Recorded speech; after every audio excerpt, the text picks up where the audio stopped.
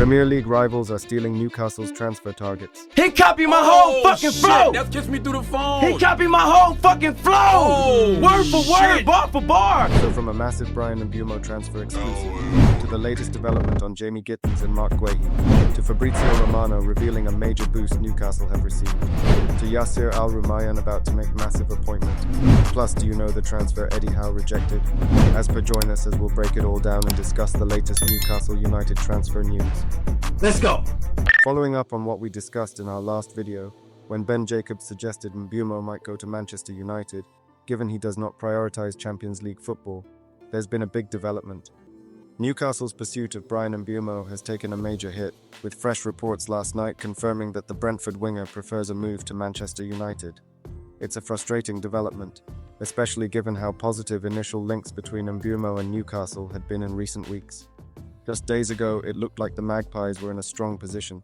Champions League football, a manager like Eddie Howe, and the promise of joining a progressive, exciting team alongside the likes of Isak, Bruno and Tonali. Now all of that seems to be off the table. David Ornstein was first to break the story, stating that Mbeumo has made it clear he favors a summer switch to Old Trafford, despite interest from ourselves, Arsenal and Spurs. That report has since been confirmed by Florian Plettenberg of Sky Germany and backed up by Fabrizio Romano, adding a significant level of credibility. With the player's preference made known, Manchester United are expected to open talks with Brentford to push through a deal, no doubt offering big wages and a prominent role to seal it. From a Newcastle perspective, this is disappointing but not catastrophic. It's the second recent setback after losing out on Liam Delap to Chelsea, but this is the nature of the transfer window. Plans change quickly, and alternatives will already be in motion. It's unlikely we'll hang around and waste time on a player whose heart is set elsewhere. We've got a clear project and identity, and Howe's track record shows we won't settle for anyone who isn't fully committed to being part of it. The move itself is hard to make sense of. Mbeumo is turning down Champions League football and a well-run, upwardly mobile club for a dysfunctional Manchester United side with no European football and a scattergun approach to building a team.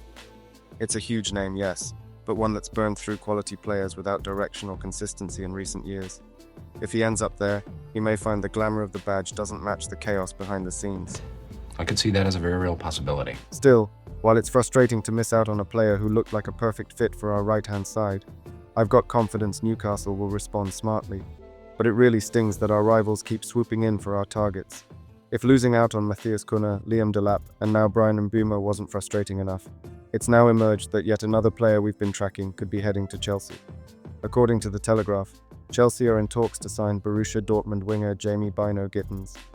The 20-year-old England under-21 international is highly rated, and new Blues boss Enzo Maresca is keen to get him involved ahead of the Club World Cup this summer.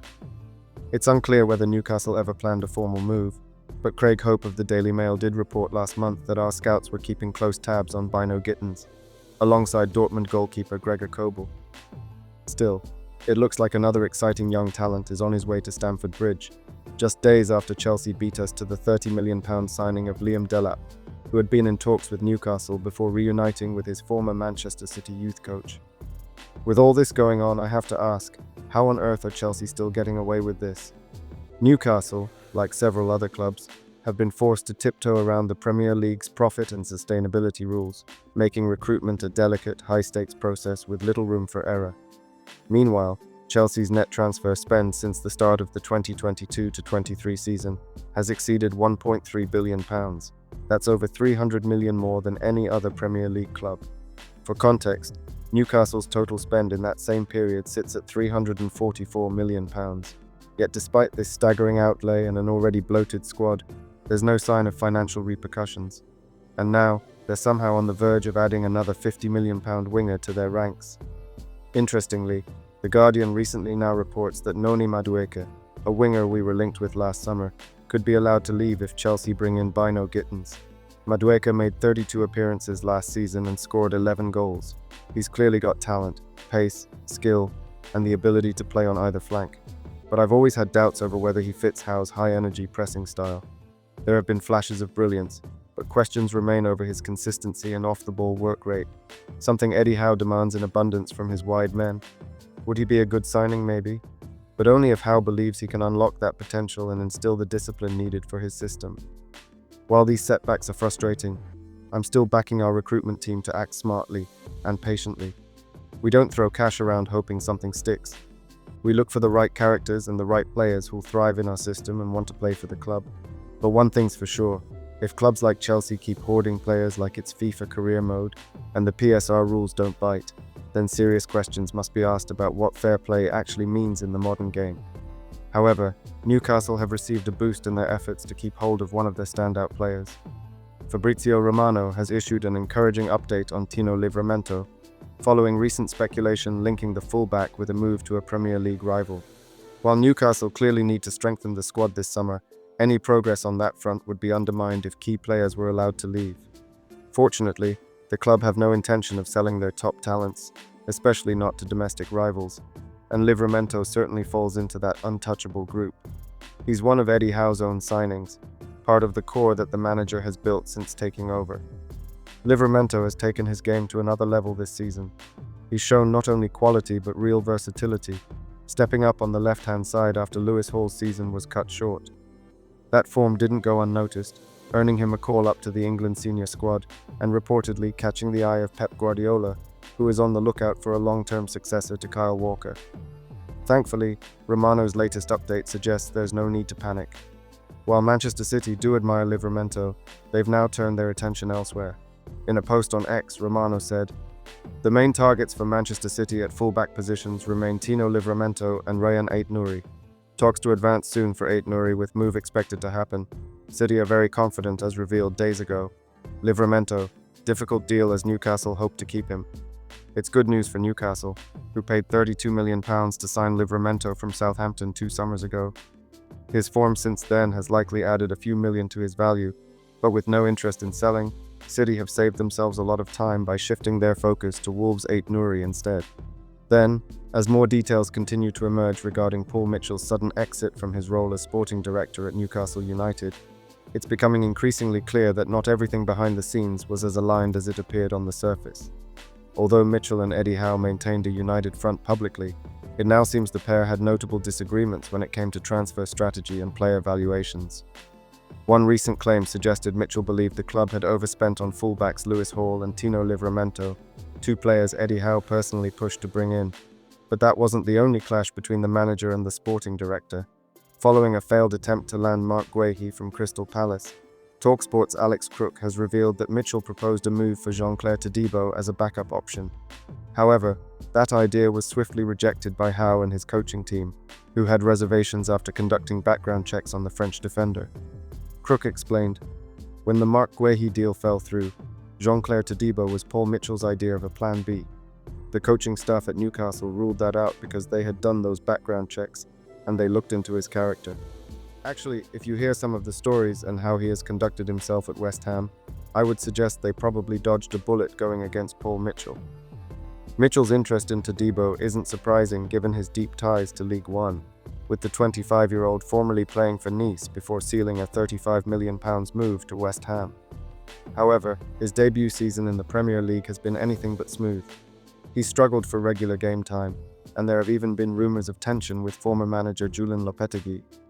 Meanwhile, Guehi, who Newcastle are reportedly still keen on, has gone on to form a reliable partnership at the heart of Crystal Palace's defence, playing a key role in their FA Cup winning season alongside Maxence Lacroix and Chris Richards. The decision to pass on Todibo seems to have paid off, and credit must go to Howe and his team for standing firm on their assessment. In a window where Newcastle's recruitment will now fall heavily under Howe's influence following Mitchell's exit, that kind of conviction is reassuring for supporters.